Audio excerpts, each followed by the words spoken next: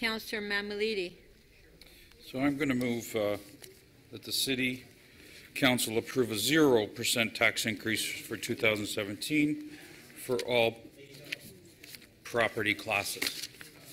And that's not new to anyone. They know that I've tried to move this in the past, and will continue to try to move it until we change the way we do business to really reflect what people need at a grassroots level and at a government level. And I don't think we're doing it right. I think all we're doing is closing our eyes and saying the easiest thing to do is raise taxes, raise fees, and think of other ways to raise the costs of doing business at City Hall. We've got ample areas where we can still look at. We can try to get the province to take over a number of things, and we refuse to do that because we want to try to be everything to everybody.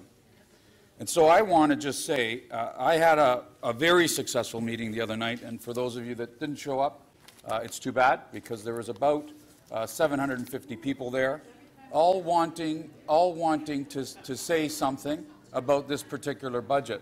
And, you know, just for the people at home, Council is joking about this right now. The councillors that may be yours are actually joking about the meeting we had the other night. But at the end of the day, the message that seems to be getting out here is a message that it's an inflation budget.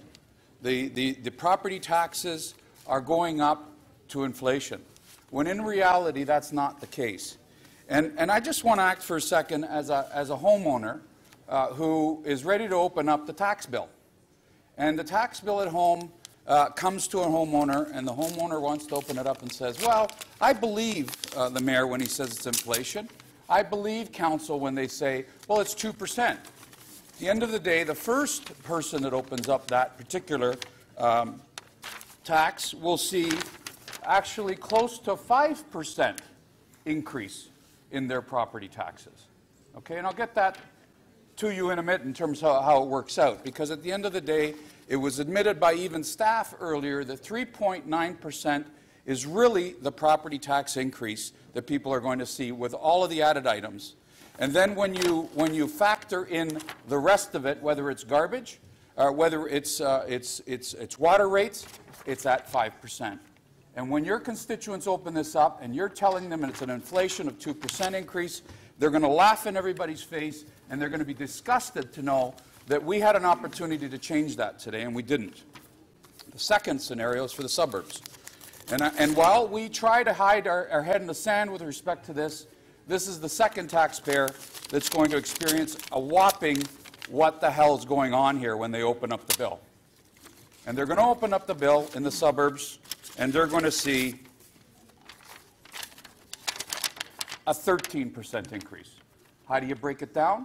The 5 that I just spoke about and CVA. How many of you have talked about CVA at the budget deliberations, or have talked about CVA and how that impacts the suburbs this year in the tax bill? How many of you have actually asked for an explanation from staff or the mayor or anyone else that, with respect to CVA? I'd be willing that 0 of you have. None of you have. Because at the end of the day, it's easy to forget, isn't it? Well, we made the decision 20 years ago, but do you think the taxpayer is going to remember that after all these tax increases over the years? You think the taxpayer is going to remember that it's the arguments that come here are, well, we need to pay for the services with the ongoing commitments that we made that we don't want to revisit, and remind them that CVA has another 7 or 8% on top of that?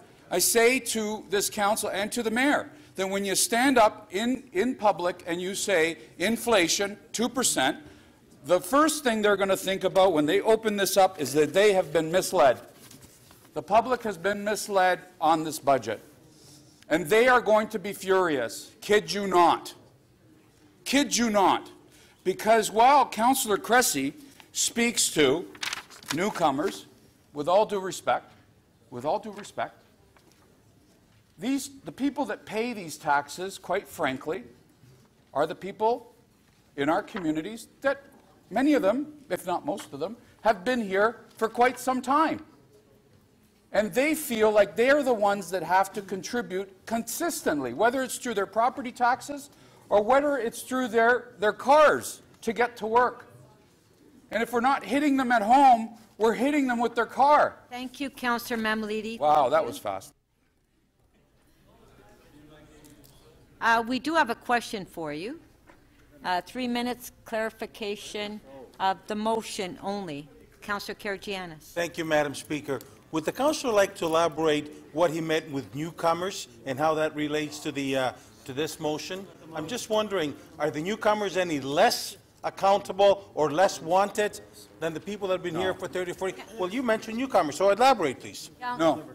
In fact, I believe that everyone should be taking care of our own. However, I also believe that newcomers I also believe that we're passing please. policies on the fly here that are federal in nature, that we just simply say to the federal government, yes, give us another 20,000 or 25,000 people, and we will cover their costs at 8 cents on the dollar. We don't have that money anymore, Councillor Giorgio. We can't afford it. The federal government's not giving us anything. Are you trying to say... Councillor, clarification. Clarification, he did say newcomers, and I'm just trying to clarify newcomers and where he was going with that. Does that mean that newcomers are less accountable, less wanted, and less respected in the city? So should we be passing, Madam Speaker, through you, should we be passing policies that increase the amount of spending that we don't have? Or should we be saying to the federal government, you want us to burden ourselves and our welfare lines and everything else that comes along with that policy? That newcomers are on the welfare line? Or should we be saying... Is this what you're insinuating? That newcomers are on the welfare line? Okay. Time out. Councillor.